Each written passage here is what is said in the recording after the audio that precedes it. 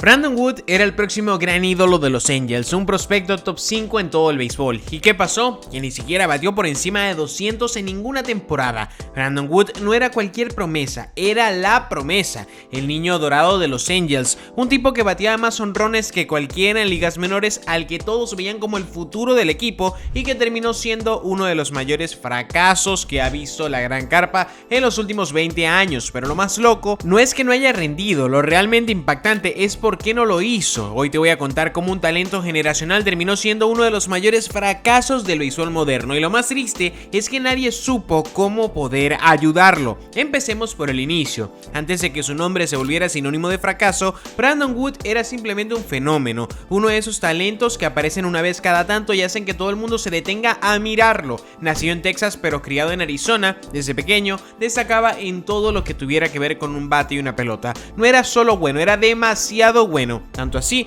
que los scouts ya hablaban de él cuando apenas era un adolescente. En el draft del 2003, Los Ángeles no lo dejaron pasar, lo eligieron en la primera ronda con la selección número 23 global y no tardó nada en demostrar el porqué. En 2005, con solo 20 años, reventó todos los pronósticos en ligas menores: 43 honrones, 51 dobles y 101 carreras impulsadas, jugando para los Rancho Cucamonga Quakes. Una auténtica locura, nadie de su edad estaba haciendo eso. Baseball America lo colocó como el prospecto número 3 del mundo en 2006, solo detrás de Justin Upton y Delmon John. ¿Sabes qué decían los informes? Que tenía un swing perfecto, que iba a ser un shortstop all-star durante más de una década y que su techo era ser MVP. Literalmente lo comparaban con Cal Ripken Jr. y Troy Glaus, pero con mucho más poder. Y no solo era hype de medios, dentro del propio equipo, los Angels lo veían como el heredero natural de su infield. Todo estaba diseñado para que brillara, le dieron tiempo, le dieron espacio y lo cuidaron como una joya en bruto.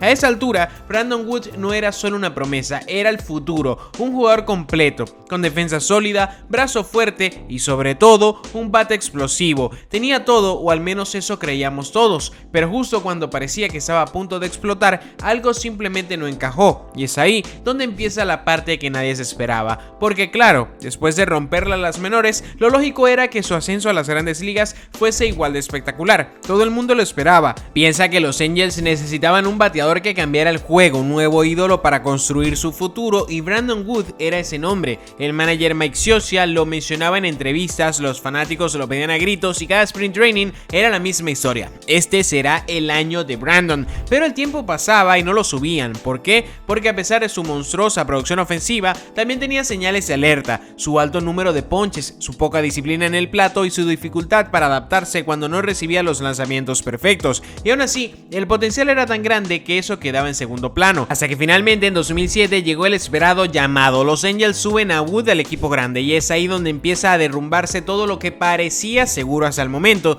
No era solo otro debut, era como si todo el futuro de la franquicia estuviese colgando del bate de Brandon Wood. Ese mismo año el equipo tenía piezas sólidas como Vladimir Guerrero y Garrett Anderson, pero todos esperaban que este jugador fuera la nueva cara de los Angels, y su primer paso en las grandes ligas fue sinceramente desconcertante, por llamarlo de alguna manera. En su debut no pasó nada extraordinario, su primer hit se hizo esperar, su promedio comenzó bajo y nunca subió. En ese primer año terminó bateando apenas 152, sí, 152 de promedio, una cifra dolorosa para cualquier novato, pero aún más para alguien considerado un futuro All-Star. Algunos lo defendían: es normal, se está ajustando, solo necesita un par de turnos más, en algún momento va a explotar. Pero lo cierto es que cada vez que regresaba al plato parecía más confundido, más presionado, más perdido, y no era solo un caso aislado. Lo subían, lo bajaban, lo volvían a subir, le cambiaban la posición de shortstop a tercera base para ver si eso ayudaba, pero nada funcionaba. Cada vez que entraba al line-up los números bajaban un poco más.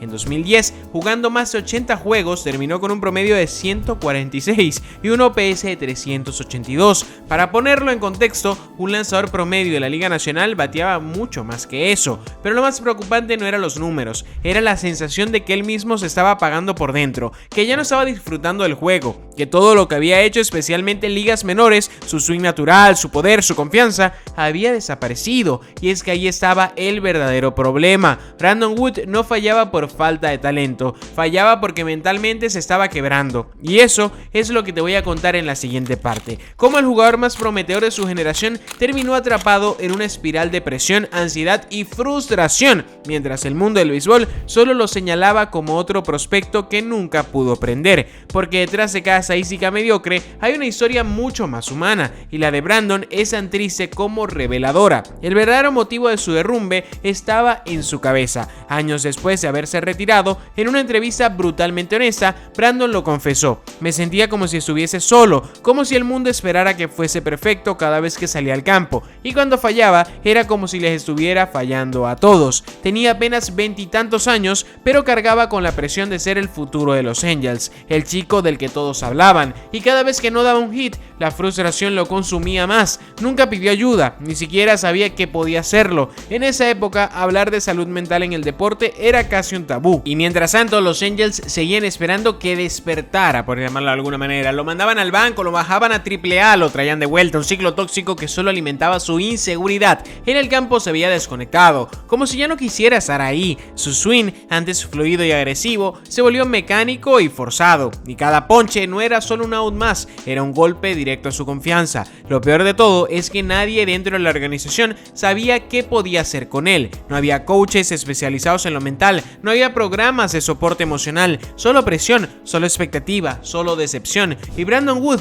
el chico que una vez había sido considerado más valioso que futuros MVPs como Ryan Brown o Evan Longoria, se convirtió en una lección no aprendida, una advertencia silenciosa de lo que pasa cuando pones todo el foco en el talento y olvidas cuidar al ser humano detrás del uniforme. Pero todavía falta lo más duro: ¿cómo terminó su historia? ¿Qué pasó después de su salida de la gran carpa? ¿Y por qué, a pesar de todo, muchos creen que no fracasó, sino que lo dejaron caer? En 2011 fue el último año de Brandon Wood en las grandes ligas. Tenía solo 26 años, sí, 26. Mientras otros jugadores de su camada llegaban a su peak, él se despedía, en silencio, de un sueño que alguna vez pareció inevitable. Ese año fue reclamado por los Piratas de Pittsburgh, después de ser designado para asignación por los Angels. En Pittsburgh tuvo otra oportunidad, un nuevo uniforme, una nueva ciudad, pero el mismo peso en las espaldas. El resultado fue igual de frustrante. Terminó bateando 220 con 7 jonrones en 99 juegos. No era suficiente, pero sí era un aumento y se empezaba a ver como una mejoría en el pobre Brandon Wood.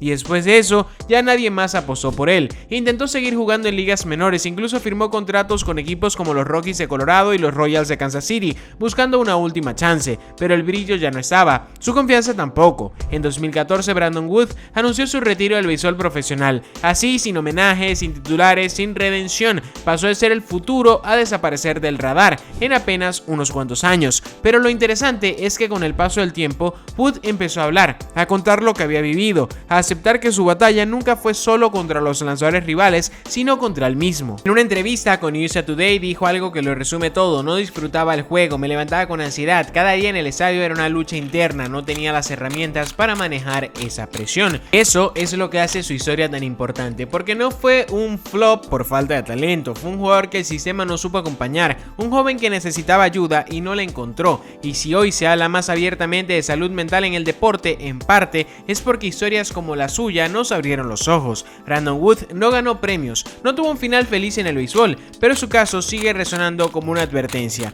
No vas a combatir jonrones en las menores si no aprendes a lidiar con tus propios demonios. Y ahora que conoces toda su historia, viene la gran pregunta: ¿de quién realmente fue la culpa? ¿Fue su culpa por no rendir cuando se le dio la oportunidad? ¿Fue culpa de los Angels por no manejar su desarrollo con más cuidado? ¿O fue culpa del sistema completo que glorifica a los jóvenes talentos pero no los prepara para el peso que eso conlleva? La realidad es que todos fallaron un poco. Hoy su historia sirve como espejo para cientos de jóvenes peloteros que están siguiendo un camino similar. Chicos con un talento inmenso pero sin herramientas emocionales para manejar la presión brutal de ser el próximo gran, puntos suspensivos, porque puede cambiar muchísimo esa figura. Y es por eso que esa historia importa, porque no se trata solo del béisbol, se trata de lo que pasa cuando un ser humano es reducido número, a una etiqueta, a una estadística, y se olvida que detrás del casco y el guante hay una mente que también necesita cuidado. Y que la próxima vez que escuches que un prospecto fracasó, tal vez sea mejor preguntarse primero: ¿lo dejaron fracasar